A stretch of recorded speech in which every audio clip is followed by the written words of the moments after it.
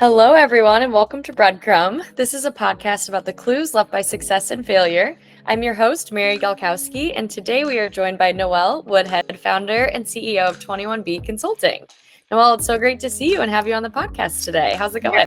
It's amazing. Mary, I'm so excited to be here to talk to you guys today. I just am so excited about everything that you guys are doing. I'm excited to share what 21B is doing. So let's get into it.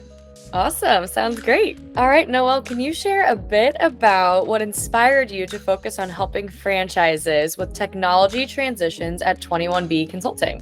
I was helping a franchise brand scale. So that's kind of where it really started. I just absolutely fell in love with the power behind great systems and incredible process and how that helps responsible growth in the franchise system. And I really just wanted to solve for the customer. And then that really just inspired me to want to help more businesses. We've got a big, hairy, audacious goal for 21B, and that's to help 1,000 companies over the next 10 years to scale their growth through optimization. It's exciting and it's inspiring. And I love how much it helps the people because it's not just the people at the top, but it's everybody in between and how it affects the customer, the end user customer, not just the franchisee as a customer to the franchisor, but their customers too. I love that answer. That's so good. And I think it's so true. It really is helping the people. And what a great goal. What was the number you said? 1,000 companies. 1,000 companies. That's incredible. How did you get to that number? So we got to that number. We were, big, hairy, audacious goal is all about how do we keep striving for something that might be actually out of reach? Mm-hmm. And then how do we start to look at that? And we really worked as a team to just kind of develop, was it full-time employees or was it, was it number of process improvements? But really it was, when it came down to it, it was the number of companies that we could impact. Wow. Incredible. Noelle, what would you say are some of the most common pitfalls that some of these franchises, even the ones you're targeting to, face during technology transitions? This is a fun question because there's actually a lot. There's a lot that can go wrong. And not prioritizing the customer experience, in my opinion, is the biggest pitfall that a company can take when they are transitioning platforms. And that is, how does it affect your franchisee, but how does that transition affect their customer? Mm-hmm. Competing priorities, there's always going to be competing priorities, but does the lack of understanding from the franchisor or the implementer or the team or the franchise system impact, what's the impact and effort actually going to be? Lack of communication, that's a huge one. You really have to look at how are you creating value around the purpose of what you're doing, the benefits of the process and the transition that you're trying to make. Another one that I see pretty frequently is this one size fits all approach, and not understanding and considering that there's significant operational differences at locations. Even though you're branded and you have process and procedure in place, there's still nuances at a local level that have to be considered. There's things your unrealistic timelines or the actual cost that it's going to take to make that transition. It doesn't just cost the franchisor to invest in a new platform. It costs the franchisees, and sometimes it costs them business. And I think that is overlooked when you're looking at tech transitions and platform transitions, or even a rollout of a new process in a platform that you're trying to optimize. It's not just necessarily hey, we're transitioning to something totally brand new, but that can really have a significant impact to the bottom line. Looking at just things around not actually planning for like operational disruptions. I think that everybody has this idea in tech that like things are going to go great, and things go wrong more often than they go right. It's tech. Like we, as much as we love the space, but it's, you know, the fact of the matter is that there's unknown unknowns anytime that you get into a technology project, and you really have to pivot with that. You have to understand it, and you have to communicate really well. When you get into like post implementation, you've got things of like ignoring like post implementation support. The big one, like not having effective change management, and then honestly, like failure to measure the KPIs that matter coming out of a transition or a change. Wow. You kind of mentioned like a little bit of, you really do have to like think on your feet. How do you kind of navigate that? Yeah, I mean, we try to be really proactive and like have like the foresight to understand what could go wrong. It helps prevent disaster. But then it's like, okay, what are the critical steps? Did you test? Did you test again? Did you put a process check in place? So it's a really a lot of like detail to make sure that things go well. And when you're actually like transitioning to that new process, like, is it technologically sound? Is it sound for the customer experience? Does it actually do the thing that you wanted it to do, right? Like, so most of the time we're looking at how do we increase customer communication? How do we increase time to value for a customer? How are we looking at like onboarding processes? Like, and that's both for the franchisor, like how do we get the franchisor to successfully onboard their franchisees at a faster pace without and allow for them to have a higher value touch point. So it's really looking at like what process are you trying to affect that helps to understand like how can you safeguard it. Those are such great tips. And you kind of answered my next question actually, which was how can franchises like effectively assess their current technology needs before embarking on said transition that we talked about? You talked about evaluating their tech stack and really understanding those gaps. What would you say like some of the biggest gaps there are? Letting go of the idea that there is an all-in-one solution that is going to solve the franchise brand. I think that a lot of brands look at tech and they're like, well, I need something that's industry specific. You don't. I need something that is going to do all the things.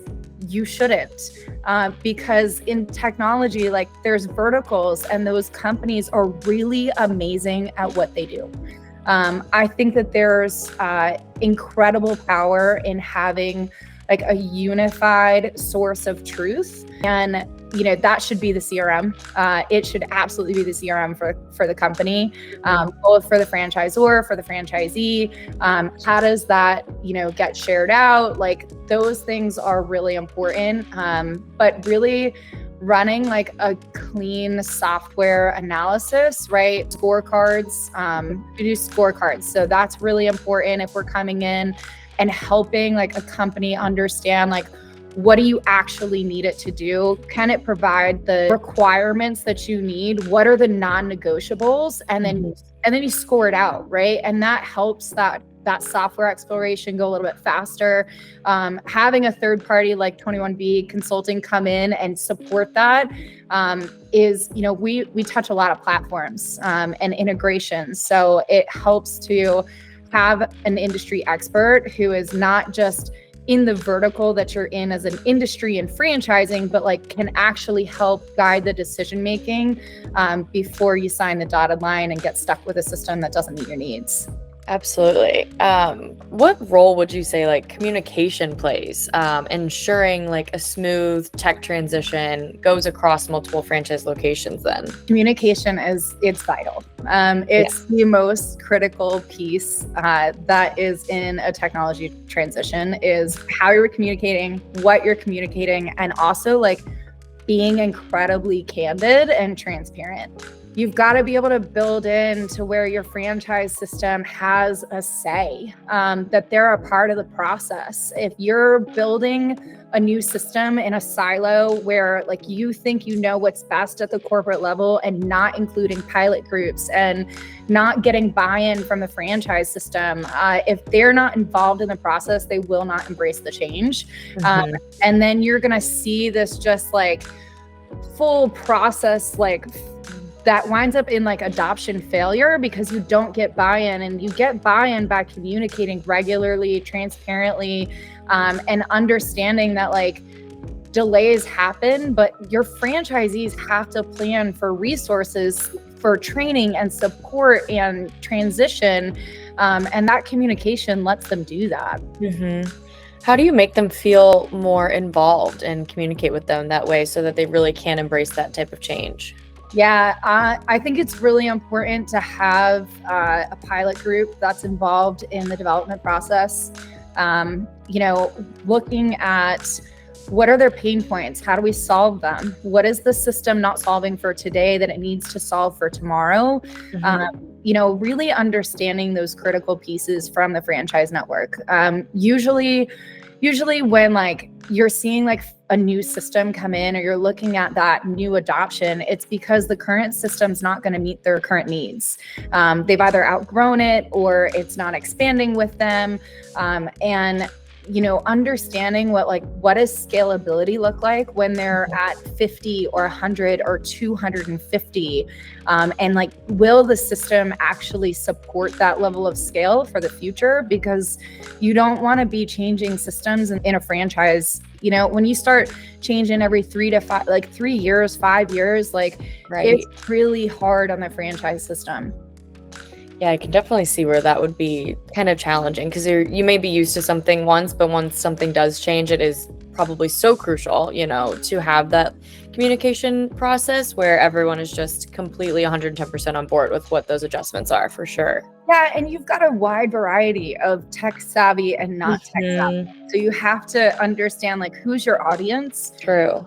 And like who is your audience in your franchise system? Because if you've got a big audience of not tech savvy franchisees, you have to really do a lot more communication than you do for a tech savvy audience. Definitely. Can you describe a situation where you've ever seen or observed a franchise overlooking a key step in technology transition like we've been talking about? How has that really impacted their operations that way? Moving too fast on deployment and not taking enough time in a pilot stage with a new rollout.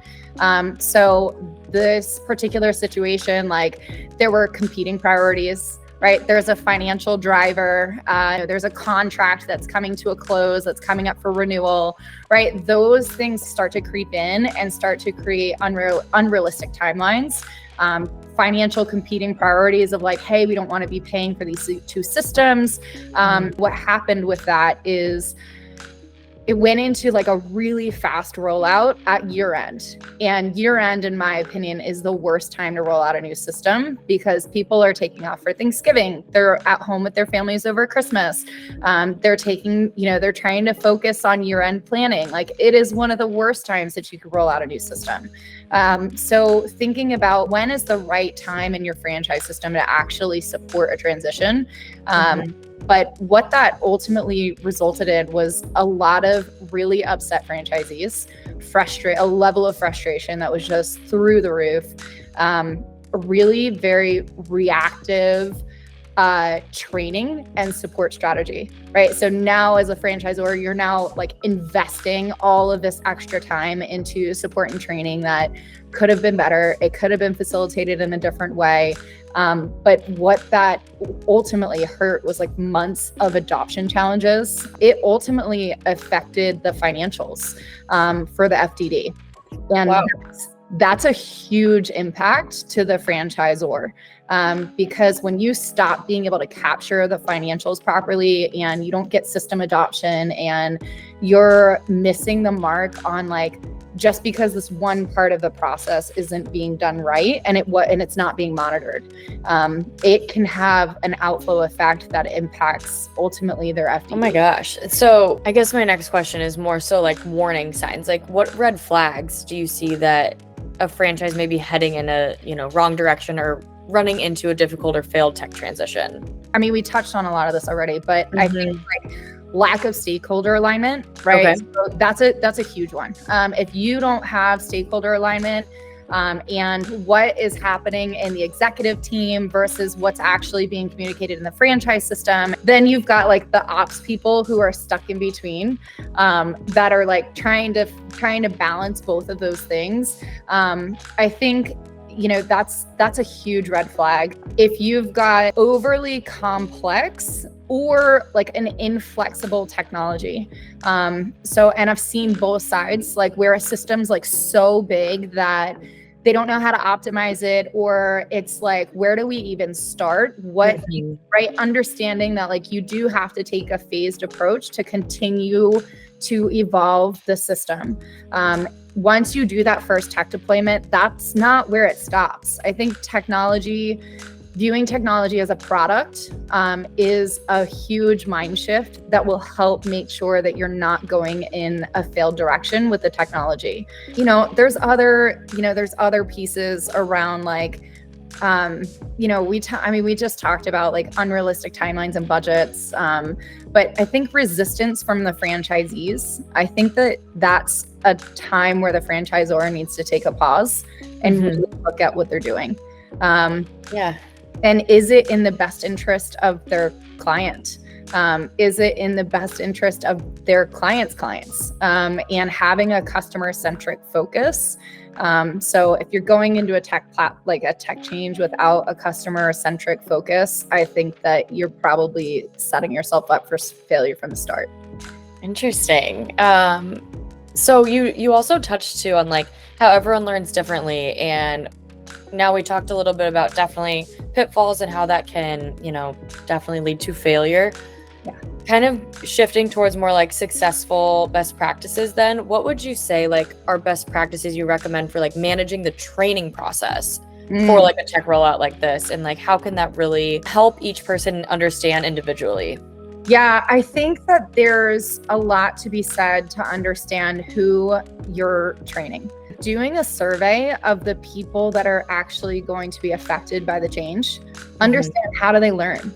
And that can really start to inform the way in which you might design a training plan.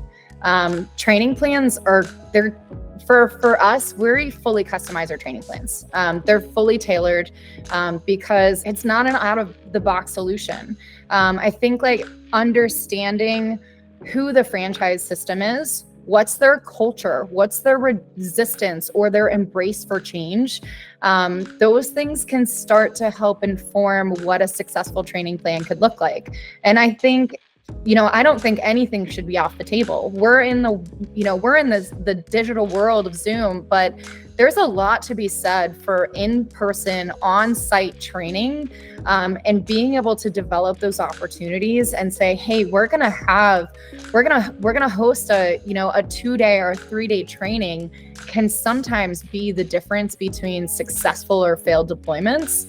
And under like, what's the follow-up plan, right? So how are you now facilitating like SOP like after the fact? For us, we do a lot of white glove training, change management inside the system.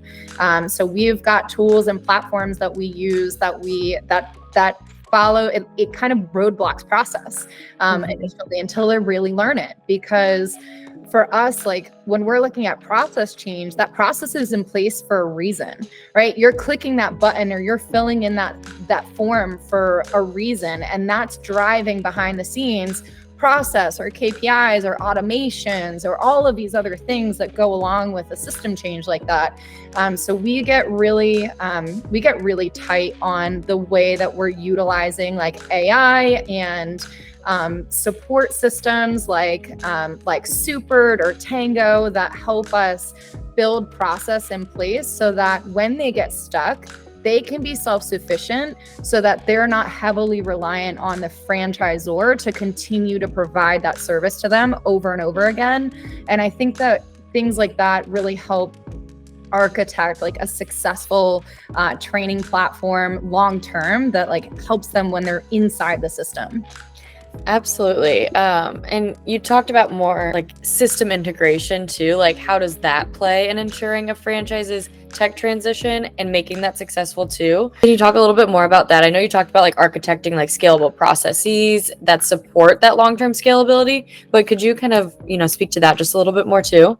Integration between systems is critical today.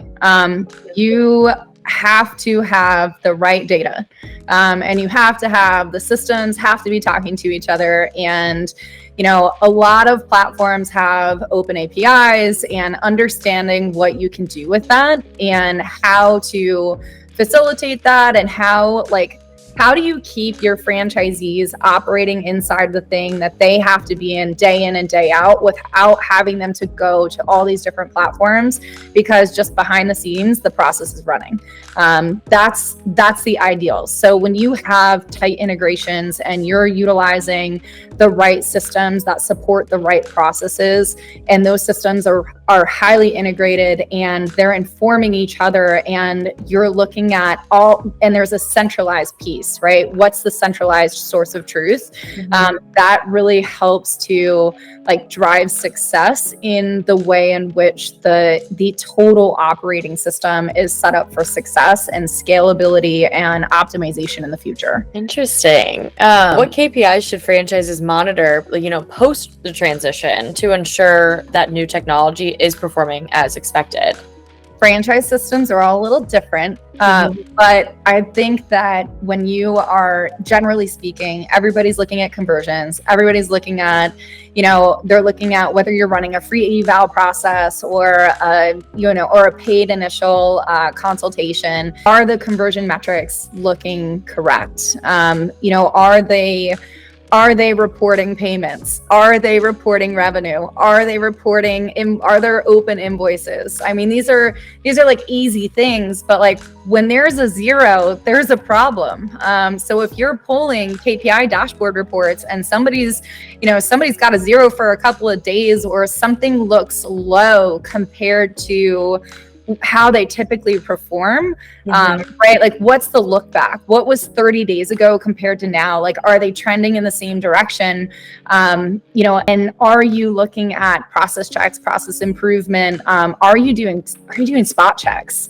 I think that's the other thing is doing spot checks on new process for system adoption. It's such an easy, low hanging fruit, but when we're looking at post transition, it's really adoption of process. And again, for us, we're putting roadblocks in place that make it pretty easy to not have lack of adoption. But then it's what's the feedback loop? So if we're looking at post transition success and indicators, are we getting feedback, or is the franchise system pretty quiet? If the franchise system's quiet, it might actually be a problem. If they don't feel comfortable to have a successful feedback loop, or if the implementation is really if they're on the defense and continuing to defend the process, you have to listen to what's coming back in and saying okay, what's working, what's not, what needs to change. For sure. And looking ahead to Noelle, what trends or emerging technologies do you see shaping the future of franchise tech transitions? 21B, we're all in on HubSpot. Okay. We're all in on HubSpot. I just fundamentally believe in where they're going. Everybody wants something faster. They want the UI needs to be easy.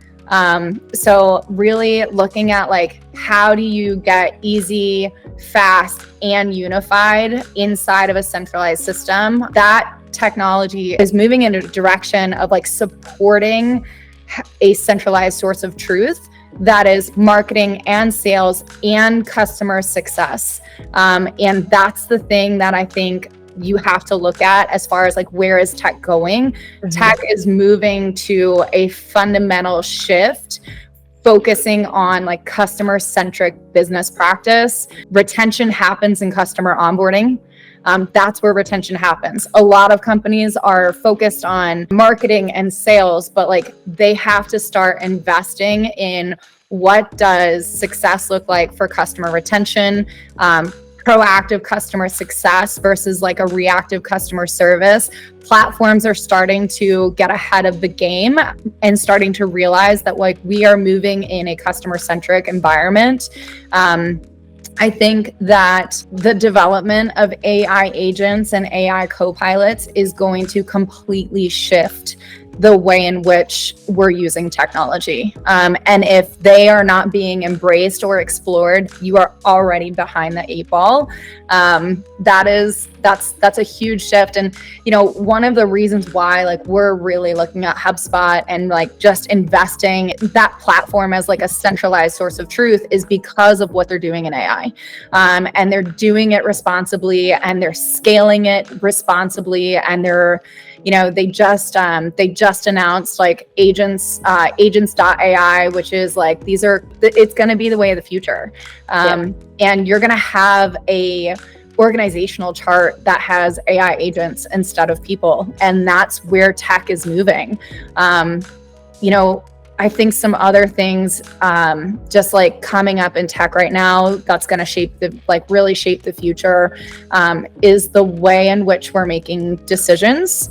I think we're going to see more data informed decisions, and like we're in data overload already. So understanding like how to actually do key lookbacks at the way in which customer retention is actually informing marketing strategies and sales strategies, and how that feedback loop is being invested in, because everybody's been so focused on, you know, typically like net new business. But the fact of the matter is that you will make more money by retaining your customers. It costs less to retain your customers than it does to actually drive net new business.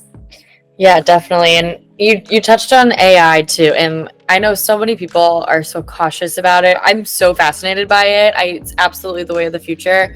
What are your thoughts on like the AI agents? When you mentioned that with HubSpot, what are your thoughts on AI agents versus like having that human interaction? I think that there's a couple of things to consider. The human interaction is not going to go away. I think what AI agents and what AI co-pilot is like, that's like your sidekick, right? That's like making your job easier. It should make you more productive. It's almost like having, you know, total collaborative environment right inside of what you're doing, versus like the AI agent, where I'm looking at that and going, man, if I could have somebody qualifying my leads, and now I can take that information and now go have a better conversation, a faster conversation with a potential customer, and close that client quicker because I've got processes and systems in place that are working for me. It's going to drive better business. It's going to drive better business. It's going to drive more efficient business. I think that where AI agents come in is, what are they doing that people are still doing that they don't need to be? Absolutely. It's so fascinating. And you're so right. Like the human interaction, I hope doesn't go away. But it is, I mean, it's so rapidly advancing, and it's crazy, but I'm totally along for the ride. I think it's just incredible what they've been doing. So some of the stuff with like the ability to produce the level of quality and video utilizing AI right now with like HeyGen, it's mind-boggling. And it's exciting, because I think if you are thinking about how does it make my business better, instead of like, and embrace that and look at, you know, where does it actually apply for me, and versus like being right, it's easy to be resistant to it. But at the end of the day, like AI is nothing more than like a large learning model that's going to, you have to train it. Yeah. You have to train it for your business. It still takes human touch, human interaction. And I think if we're looking at the way in which that's going to affect people, I think we're going to start to see the requirement for upskill and cross skill, and for companies to be looking at the way in which their people are operating. Right now there's still this like huge miss as it relates to teams working in silos. Yes. And that is, you have to start to change that. And that's really for us at 21B, like we're looking at like, are you running a relay race or are you operating in liminal mode? Right? Yeah. Are you just handing the baton at the next part of the process? And then like, what does that look like for the other team? Who's dropping the baton in the process of handing it off? It reminds me of watching the Olympics this year, and like, yes. And like somebody's tripping and falling, and like the entire crew goes behind him, right? Like, right. Like that's what happens in a relay race. When you are, we talk about like liminal mode being this like continuous collaboration and like having teams really align their efforts and like carry momentum forward. And like by the time the other team actually steps back, the next team is already running strong, and continue to like reduce anxiety in the handoff and like facilitate the process continuity and like enhance the organizational like adaptability in everything that they're doing, versus looking at like, this is just we're handing it from you to you. And I think that there's going to be a bigger need to understand the way in which tech informs those processes and that handoff and keeping momentum when you're transitioning from one department to another, especially, where does the sale end and where does onboarding begin? That's an interesting conversation to have. Yeah. But I think right now, companies should be planning, like they're planning in Q4 right now, right? We're going into it. They should be looking at refactoring their organizational operating system in 2025. Yeah, that's such a great point. I can see how passionate you are about technology, and this is like wildly impressive to me and so entertaining and interesting. And I've always just been so fascinated about technology. Like even when I was a kid, I remember I was such a nerd. Like I would come home from school and I seriously would just like go into our computer room and I would Google, what's the world going to look like in 2030, in 2040, in 2050, whatever. And I had always just been so fascinated by it. I love like sci-fi books and sci-fi movies and sci-fi shows, just seeing what the world's going to look like in the future state of technology. And it's so interesting, like relating it back to the current state of the world that we're in. And so everything you've shared has just been, it's really interesting. And I love hearing about it. I think that we're in just like the next phase, right? Like if you remember when Google, when Google hit the world changed. Yes, and we're in another stage like that is looking at how is this going to progress our world over the next 10 years. And there's so much happening in that space. And I think that if you are really focused on what is important to your customers and your business, you will be able to make sure that you stay steadfast in the direction that you are trying to move in. 100%. And Noelle, I have 3 questions left. These are my 3 favorite questions to ask on each episode here. So tying all of this together and tying it back to breadcrumbs, clues left by success and failure. What does success mean to you? And then also, what does failure mean to you and how has it shaped your career?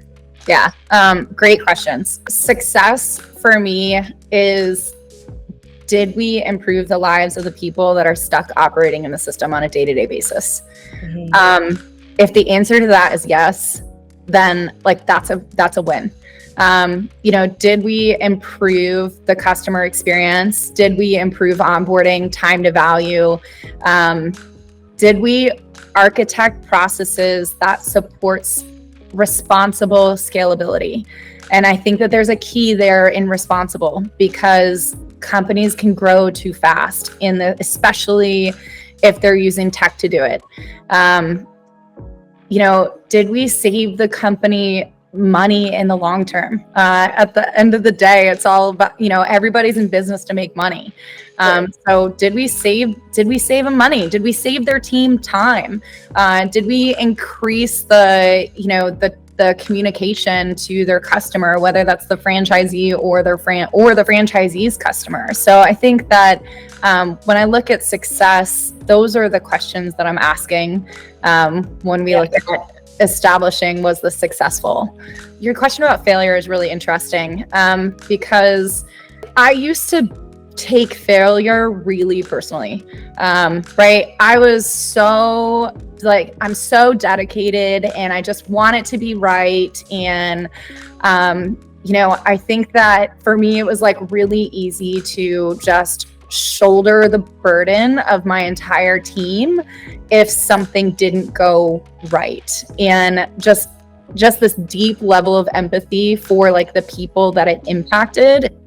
And I've worked on a lot of projects and have had a lot of failures. And I think that failure is not actually the issue.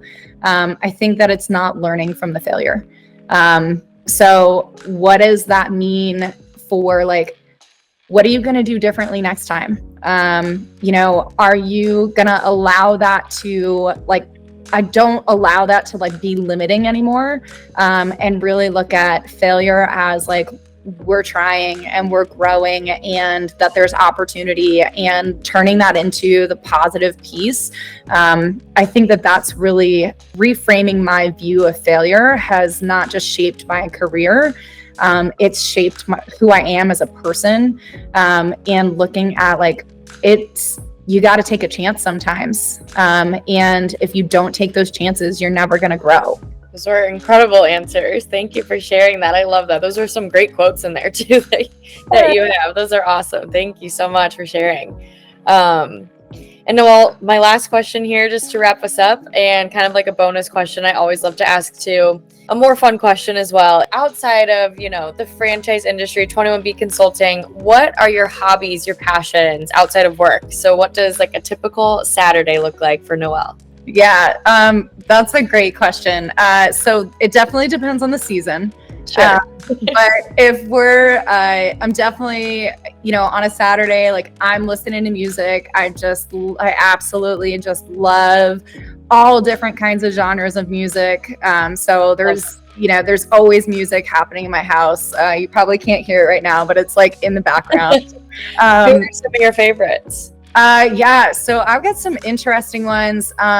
King's Kaleidoscope is one, the Teskey Brothers. I love Elton John, just John Legend, Adele. I mean, I've just got probably a pretty broad range of interest when it comes to music. I love to listen to I'll listen to classical music or jazz during the day, and it just, I don't know, I think it just fuels my soul a little bit. Absolutely. And then I have a 9-year-old black lab. His name is Huckleberry. Huckleberry, that's so cute.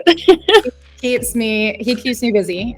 So I'm always what are we doing? Where are we going? Are we going on a hike? In the summertime, I compete him in canine aquatic sports. So we're usually competing or hanging in the pool, or fall time, we're definitely getting out, we're doing fall things. It's just, I don't know. I like to stay busy, to get out in the community and go to local events. And so I'm I don't know, typically on the go. I love it. That is awesome. Do you call Huckleberry Huck for short? I do. Yeah. Is Huckleberry Finn? Is that his middle name? Yeah. So I got him. I was training him to. I was working in the professional dog training industry, and I had gotten him because I was going to try to shift what I was doing, and I just. Huckleberry means I've got your back. I'll be your confidant. Oh. And for what we were training for, I was training him in diabetic alert. And and it really fit. So his full name is Huckleberry Littles. Cute. And the Littles is because for the first like 8 weeks that I owned him, I couldn't figure out what to name him. I needed to learn who he was. Sure. And so I called him Littles for the first 8 weeks of his life. So I love that. The Huckleberry Littles, and he's brilliant and funny and just makes me smile every day. Oh my gosh, dogs are the best. I just got a puppy myself. He's laying on my feet. His name is Hamilton Sandwich. I love that. Hamilton Sandwich. He's a mini golden doodle. He's like 8 pounds right now, and I'm so in love with him. I love that. They're so great. How did you get into the like dog training industry? That's so niche. That's awesome. Yeah. So this is so crazy. Craigslist. Oh my gosh, that's awesome. Yeah, Craigslist. That is how I started my first business. It was with a franchise brand before they were franchised, and they had a post on Craigslist. They were looking for a dog trainer. My family, my mom's been a veterinary technician for almost 30 years now. We bred and raised hunting dogs my whole life, so I just really loved. I just love dogs, and I saw this opportunity and I was like, all right, like I'm in, and took a leap. That was a crazy time. Like to learn that business, at the time, this was over a decade ago. I went on a 6-month unpaid internship. Wow. To learn how to train dogs. That's incredible. And then went back to a city that I knew nothing about. I didn't know anybody to go start this business. And that's actually how I got into like on the franchisor side. Wow. Yeah. So I was in business 2 years before they franchised. Mm-hmm. And then when they formally franchised, and then I started learning more about it. And then I started working on the franchisor side. And just, my experience in growing that brand is really what led me to what I'm doing today. I don't know, I fell into the technology side because I was doing all of the systems and processes and the websites and, the entire tech stack. And I just love it. Wow. It all came together. What an awesome, like full circle moment for you. That's so cool. Yeah. And then the decision to start 21B was, I had worked on this system process improvement to help a brand go from 34 locations to, 150 sold and 75 open inside of a year. And that was done utilizing HubSpot to drive onboarding, to drive time to value, to build this just like beast of a system that was going to support scalability, and look at process improvement and at touch point improvement and all of those parts and pieces. And I was like, the more I dove into HubSpot and then the more I learned about it, I was like, this platform's amazing. And I think that there's so much that can be done with it. That's not the only platform we work in, because we look at integrating all of the different, all the different platforms, whether it's having an ERP with it or a scheduling software with it. But that system is definitely amazing. Wow. I mean, yeah, HubSpot, it really is so great. And, like you said too, there is so much that, you're so excited about that's going to come with it. And you're just really trusting in it too, that's really awesome to hear. That's so great. Well, Noelle, thank you so much for your time today. It's been absolutely amazing having you. So great getting to know you. And thank you so much for sharing your journey and your experience. Yeah, Mary, it's been a pleasure. Thanks so much for having me. Absolutely, yes. Well, stay tuned for more episodes coming soon, everyone, on Breadcrumb.